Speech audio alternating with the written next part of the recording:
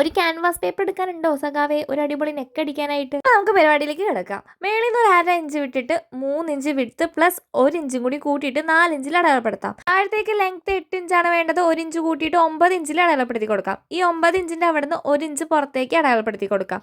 അവിടെ നിന്ന് മേളിലേക്ക് ജോയിൻ ചെയ്ത് കൊടുക്കാം. എന്നിട്ട് നമ്മൾ ഈ വരച്ചേക്കുന്നതിലൂടെ ഒന്ന് കട്ട് ചെയ്യാം. കട്ട് ചെയ്ത സംഭവം 1.5 ഇഞ്ച് നീക്കിയിട്ട് ഒന്നുകൂടി ഒന്ന് കട്ട് ചെയ്തെടുക്കണം. നമ്മൾ കട്ട് ചെയ്ത ഈ ഒരു സംഭവത്തിന്റെ അതേ വലുപ്പത്തിൽ ഒരു ക്ലോത്ത് എടുക്കാം. നമ്മൾ സ്റ്റിച്ച് ചെയ്യുന്ന തുണിയുടെ അതേ കളർ എടുക്കാനായിട്ട് ശ്രമിക്കുക. ആ ഒരു ക്ലോത്തിലേക്ക് ഈ ഒരു സ്റ്റിഫ് പേപ്പർ നന്നായിട്ടൊന്ന് സ്റ്റിച്ച് ചെയ്ത് പിടിപ്പിക്കുക. അതിന്റെ അരികൊക്കെ ഇതുപോലെ മടക്കി അടിക്കുകയാണെങ്കിൽ അരികൊക്കെ നല്ല ഭംഗിയിൽ കിട്ടും. ഈ ഒരു സംഭവം നമ്മൾ മെയിൻ ക്ലോത്തിലേക്ക് ഞാൻ ഈ കാണിക്കുന്ന പോലെ സ്റ്റിച്ച് ചെയ്ത് കൊടുക്കുകയാണ് വേണ്ടത്. നടുഭാഗത്തായി എക്സിസ്റ്റ് ആയിട്ടുള്ള ഭാഗങ്ങൾ കട്ട് ചെയ്ത് മാറ്റണം. അതിനുശേഷം നല്ല ഭാഗത്തുനിന്ന് ബാക്ക് സൈഡിലേക്ക് മറിച്ചിട്ടിട്ട് ഇതുപോലെ പതിപ്പിച്ചടിക്കണം. ഇനി നമ്മൾ നെക്കിൽ സ്റ്റിച്ച് ചെയ്യാൻ ഉദ്ദേശിക്കുന്ന ആ ഒരു ക്ലോത്ത് 3 ഇഞ്ച് വിടത്തിലെടുക്കുക. 1 ഇഞ്ച് പുറത്തേക്ക് കാണത്തക്ക രീതിയിൽ ബാക്കി തയ്യൽ തുമ്പാക്കിയിട്ട് ഇതുപോലെ പതിപ്പിച്ചടിക്കുക. ഇതിന്റെ ലെങ്ത് വന്നിട്ട് ഒരു 10 ഇഞ്ചോളം എടുക്കുക. ബാക്കിയുള്ളത് കട്ട് ചെയ്ത് മാറ്റിയാലും കുഴപ്പമില്ല.